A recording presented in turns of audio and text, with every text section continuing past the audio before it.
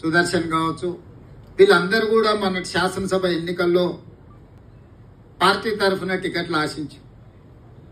కొన్ని ప్రత్యేకమైన పరిస్థితుల్లో వివిధ శాసనసభ నియోజకవర్గాలలో అక్కడ ఉండే సమీకరణలు కావచ్చు, అక్కడ స్థానిక పరిస్థితులు కావచ్చు, ఎన్నికల నిర్వహణలో వాళ్ళకున్న శక్తియుక్తులు కావచ్చు, రకరకాల ఆలోచనలతోని నాయకుల ఆలోచనలు తీసుకున్నాం, కార్యకర్తల సూచనలు తీసుకున్నాం, సర్వేల ఫలితాలు తీసుకున్నాం. ఎన్నో రకాలుగా సమీక్షించుకున్న తర్వాత చేవెళ్ల పార్లమెంట్ శాసనసభ నియోజకవర్గాల పార్లమెంట్లో ఉండే ప్రతి దగ్గర షేర్లింగంపల్లి నుంచి జగదీష్ గౌడ్కి ఇచ్చినాం,